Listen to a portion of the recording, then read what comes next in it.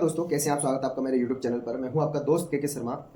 इस वीडियो में मैं एक और साइबर क्राइम के बारे में बात करने वाला हूं, जो कि आपसे आपकी एक गलती आपको फंसा सकती है, आपके ऊपर बहुत सारी परेशानी आ सकती हैं। तो जनरली जब मैं छोटा था, आज से मैं 10 साल पहले की बात बता रहा हूँ, तो मैंने भी ऐसी चीज़ें देखी हैं कि गाँव में कुछ लोग आते हैं और आपके जो ओल्ड फ़ोन्स होते हैं, जो ज़्यादातर उनमें कीपैड फ़ोन्स रहते हैं, तो वो क्या है, जब खराब हो जाते हैं तो अपन लोग कोशिश नहीं करते उनको संभलवाने की या ठीक कराने की। या फिर अभी एंड्रॉइड का ज़माना आ गया है, तो टोटली हमने जो हमारे जो कीपैड फ़ोन्स थे उनको अपन ने त्याग दिया है, उनको अपन ने घर रख दिया है। मेरे पास भी पुराना फ़ोन जो था, मेरा जो कीपैड फ़ोन था, वो भी मेरे पास रखा है, लेकिन अभी तक वो रखा है। मैंने ना ही उसको रिसाइकिल किया है। हालाँकि मैं रिसाइकिल उसको कर सकता था। अगर आपके पास भी है, आप भी उसको रिसाइकिल कर सकते हो, करवा सकते हो। बाकी एक जो अपन बहुत बड़ी गलती करते हैं, हमारे घर परिवार वाले गलती करते हैं, जो हमारी मम्मियाँ होती हैं, वो बहुत भोली होती हैं। तो उनको क्या है, इतनी समझ नहीं है। लेकिन आप लोगों जो भी मेरी वीडियो देख रहे हैं, अब तक अगर आपको नहीं पता है कि उससे हम कितनी बड़ी मुसीबत में फँस सकते हैं, या उस फ़ोन के द्वारा कितना बड़ा साइबर क्राइम हो सकता है, साइबर फ्रॉड हो सकते हैं, तो ये वीडियो देखने के बाद डेफ़िनेटली आपको समझ में आ जाएगा कि क्या है, क्या मामला है, किस टॉपिक पे मैं ये वीडियो बना रहा हूँ, ठीक है ना? तो एंड तक बने रहिए इस वीडियो में। आपको बहुत सारी जानकारी मैं शेयर करने वाला हूँ, और आप ये वीडियो के माध्यम से, मेरे को 100% पता है, आपको बहुत अच्छा ज्ञान मिलने वाला है। आगे आप गलती नहीं करोगे, ये मैं विश्वास के साथ बोल सकता हूँ। तो पहले आपने देखा था कि गाँव में कुछ लोग आते थे, ग्लास लेके आते थे, या फिर फल फ्रूट्स लेके आते थे, या कुछ भी चीज़ें लेके आते थे, तो बोलते थे कि आप हमें फ़ोन दो। आपके पास पुराने कोई ओल्ड फ़ोन, ख़राब कैसे भी हों, डेड फ़ोन हो, आपके पास पड़े हों, आप हमें उनको दीजिए। हम उसको ले जाएँगे और आपको उसके बदले या तो ग्लास का सेट दे जाएँगे। काँच के ग्लास देते हैं वो लोग, ज़्यादातर काँच के ग्लास ही देते हैं। या फिर अभी लोग जो हैं, अभी जो फ़ोन खरीद रहे हैं, जिनके डेड फ़ोन हैं, वो लोग सोचते हैं कि हमारा फ़ोन डेड है, इसका अब कोई यूज़ नहीं है और हमारा इसमें डेटा भी नहीं है, तो अपन इसको इनको दे देते हैं, इसका वैसे भी कोई यूज़ नहीं है, हम कबाड़े में फेंक देंगे उसको।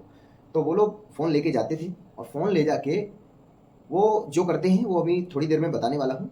तो सबसे पहले मेरी आपसे रिक्वेस्ट है कि ऐसा ना करें। आपने जो किया सो किया। अब आगे से आपके पास अगर कोई डेड फ़ोन है, तो उसको जाके आप रिसाइकिल करा सकते हो। रिसाइकिल हो जाते हैं ये फ़ोन्स, ठीक है ना? कभी भी गाँव में जो फेरी वाले आते हैं साइकिल लेके, बाइक लेके, कभी भी आपको थोड़ा-सा लालच देते हैं 10, 20, 50, 100 रुपए का, तो उनको कभी भी ये फ़ोन आप उनको सेल ना करें।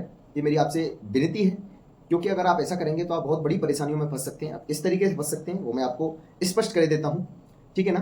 तो जो ये डेड फ़ोन होते हैं, जैसे मान लीजिए मेरे पास एक कोई कीपैड फ़ोन है, मैंने उसमें सबसे पहले जो मेरी सिम यूज़ करी थी, वो मेरे नाम से फ़ोन एक्टिवेट हो चुका है। मतलब उसके IMEI नंबर से मेरी जो सिम है, जो मेरे नाम से रजिस्टर्ड सिम है, वो अटैच हो चुकी है, ठीक है ना? उसका कभी भी आप बायोडाटा निकलवाओगे, बायोडाटा ही बोल सकते हो उसको, आप कभी भी उस फ़ोन के बारे में जानकारी निकलवाओगे, सबसे पहले जो उसमें सिम यूज़ हुई है, वो मेरी हुई है, ठीक है ना? वो मेरे नाम से हुई है, IMEI नंबर पे स्पष्ट वो मेरा नंबर उस पे शो होगा, ठीक है ना?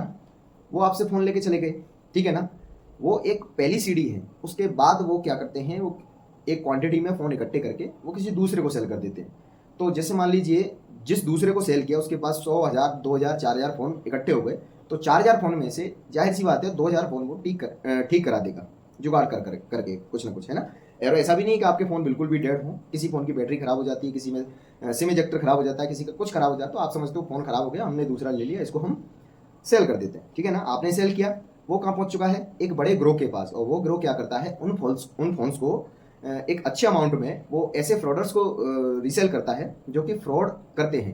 आपने देखा होगा, आपके पास जो भी कॉल आती हैं, तो मैंने पिछली वीडियो में ही बताया था कि अभी एक सिम वाला जो मैंने बताया था कि कभी भी सिम खरीदने जाओ तो अब डबल चेक करना कि हमारी डबल सिम उन्होंने एक्टिवेट तो नहीं कर ली है। वही यहाँ पे होता है कि आपके नाम से जो फ़ोन एक्टिवेटेड है, क्योंकि पुलिस आजकल इन लोगों को सब पता चल चुका है कि पुलिस कहाँ तक पहुँच चुकी है, ठीक है ना? जो साइबर सेल्स वाले होते हैं, या पुलिस भी है, पुलिस की इन्वेस्टिगेशन जो होती है, वो उसका बेसी आधार ही यही है। तो वो लोग समझ चुके हैं कि आधार उनका क्या है। इसलिए ये मैं वीडियो बना रहा हूँ सिर्फ आप लोगों को अवेयर करने के लिए, कि आप लोग इस चीज़ से कम अवेयर रहें कि अपन कितनी बड़ी परेशानी में फँस सकते हैं अगर अपन ऐसा करते हैं तो। ठीक है ना? तो जैसे वो फ़ोन आपसे लेके जाते हैं, तो उसमें वो जो मैंने कल वीडियो बनाई थी, उस प्रकार की कुछ जो उनके नाम से सिम एक्टिवेटेड नहीं है, वो अदर किसी नाम से एक्टिवेटेड सिम है, वो उन फ़ोनों में डाल के, और वो उन फ़ोन्स के ज़रिए आपको कॉल करते हैं, कॉल लगाते हैं आपको, और आपके थ्रू अच्छा खासा अमाउंट आपसे ले लेते हैं। किसी से 10,000, किसी से 20,000, किसी से 2 लाख, 4 लाख, 5 लाख, 10 लाख तक फ्रॉड करते हैं। ठीक है ना? तो अब जब पुलिस की इन्वेस्टिगेशन आगे बढ़ेगी, ज़ाहिर-सी बात है, मेरे से अगर किसी ने 50,000 फ्रॉड के ज़रिए अगर ले लिए हैं, तो मैं 100% पुलिस के पास जाऊँगा, पुलिस की मदद लूँगा। हालाँकि मैं खुद पुलिस हूँ, लेकिन मैं भी पुलिस के पास जाऊँगा, संबंधित थाने में, और मैं जाके ये चीज़ पूरी कहानी बताऊँगा। तो जब इन्वेस्टिगेशन स्टार्ट होगी, तो सुई कहाँ अटकेगी कि जिस नंबर से आपके पास कॉल आई थी पहले उसकी कॉल डिटेल निकालेंगे, वो किसके नाम से रजिस्टर्ड है, वो 100% किसी और के नाम से रजिस्टर्ड होगी। फ्रॉड आपसे बिहार में हुआ है, सिम आपकी मध्य प्रदेश में या उत्तर प्रदेश में रजिस्टर्ड मिलेगी। ये 100% 99% केसों में यही निकलता है, ठीक है ना। अब जब सिम किसी और के नाम से रजिस्टर्ड है, अपन ने उसको पूछताछ करी तो उसने बोला कि भाई मेरे को तो कुछ जानकारी नहीं इस मामले में, ठीक है ना। तो ये एक कड़ी हमारी कैंसिल हो जाती है, हम यहाँ से कुछ नहीं कर पाते हैं। आगे जब अपन जाते हैं, जब अपन देखते हैं कि ये जो सिम चल रही है वो किस IMEI नंबर पर रजिस्टर्ड है, तो जब IMEI नंबर अपन निकालते हैं और उस पर जो सबसे पहली जो सिम होती है, जब अपन देखते हैं कि ये जो सबसे पहले जो फ़ोन चालू हुआ था तब उस समय कौन सी सिम इस फ़ोन में यूज हुई थी, तो अपन देखते हैं तो ये गांव देहातों में या शहरों में, मतलब जिन्होंने फ्रॉड किया है उनके कभी ये फ़ोन नहीं निकलते हैं, ना तो उनके फ़ोन होते हैं ना उनकी सिम होती है। ये टोटली हम जैसे लोगों की होती हैं जो अपनी बेवकूफ़ी के चक्कर में थोड़े से लालच में हम उनको सेल कर देते हैं, ठीक है ना। अब जब किसी के नाम से रजिस्टर्ड फ़ोन है तो जाहिर सी बात है पुलिस उसको ऊपर शक करेगी और पुलिस 100% उसको उठाएगी, उससे पूछताछ के लिए उसको थाने लाएगी या कहीं भी उसके संबंधित थाने में पूछताछ करेगी और उससे पूछा जाएगा तो बस वो यही जवाब देगा कि मैंने तो 10 रुपये में उसको बेच दिया था, कि एक गिलास के सेट में उसको बेच दिया था। ये बातें निकल के आती हैं, ठीक है ना। तो अपन को नहीं पता है कि अपन ने किसको सेल किया। फेरी वाले हैं, फेरी वाले का कोई ना हमारे पास आइडेंटिफिकेशन होता है कि वो कहाँ रहने वाला है, कहाँ से आया था, कहाँ गया था, ठीक है ना। तो अपन कुछ भी नहीं बता पाते और हमारी जो इन्वेस्टिगेशन है यहीं आके समाप्त हो जाती है। फिर आगे जो बैंक अकाउंट चेक करते हैं या जो भी है वो आगे की फिर एक और नई प्रोसेस चालू हो जाती है, ठीक है ना। तो मैं ये आपको इन्वेस्टिगेशन नहीं समझा रहा हूँ कि क्या हो सकता है क्या नहीं हो सकता, सिर्फ मैं ये वीडियो बना रहा हूँ सिर्फ इसलिए कि आप इस चीज़ से अवेयर हो जाओ कि आप अगर अपना फ़ोन रीसेल कर रहे हो या सेल कर रहे हो तो आप बहुत बड़ी मुसीबत में फंस सकते हो, ठीक है ना। तो अपने आप को मुसीबत में ना फंसने दें और दूसरों के साथ जो फ्रॉड हो रहे हैं कहीं ना कहीं उसमें हमारी भी गलती है, हमारी गलती के कारण दूसरों के पैसे लूट रहे हैं ये फ्रॉडर्स जो होते हैं। तो अपना काम है, अगर अपन अवेयर होंगे इन चीज़ों से तो अपन कंट्रोल कर सकते हैं।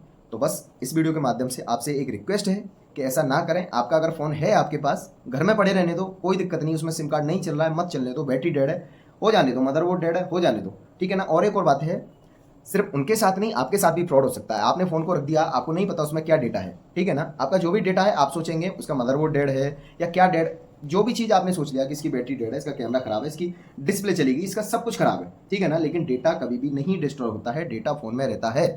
ये लोग बहुत टेक्निकली आगे हैं, ये कहीं ना कहीं से जुगाड़ करके आपके फ़ोन को ठीक करा के आपका डेटा चोरी कर सकते हैं। अगर आपके बैंक अकाउंट डिटेल्स अगर उसी नंबर से ऐड है या उस फ़ोन में आपकी बैंक डिटेल्स वगैरह जो भी आपकी जो कॉन्फिडेंशियल चीज़ें हैं वो हैं तो वो चोरी कर सकते हैं, आपके साथ भी धोखा हो सकता है। इसलिए आप इन कामों से बचिए। अगर आपके पास फ़ोन है, डेड फ़ोन है, आप उसको घर पर रखिए। अगर घर पर नहीं रखते हो तो बाकायदा उसको लीगली उसको रिसाइकल करवाइए, वो भी एक अच्छा काम है। बाकी मेरा मानना तो ये है, आपको अगर, मेरे को पता है ज़्यादा अपन लोड नहीं लेते हैं कि अपने पास अगर कोई चीज़ रखी है तो ज़्यादा 1-2 दिन उसके बारे में सोचते हैं कि ये ख़राब है, इसका क्या करना चाहिए। बाकी दूसरा फ़ोन आते ही अपन उसको पटक देते हैं कि ये तो हो गया। और फिर हमारे घर वाले होते हैं, जो हमारी मम्मियाँ होती हैं या जो भी हैं, उसको 10 रुपये या गिलास विलास के चक्कर में उसको रीसेल कर देती हैं और फिर ये समस्याएँ खड़ी हो जाती हैं, ठीक है ना। तो आप लोगों से एक विनती है, दरख्वास्त है मेरी, ऐसा ना करें।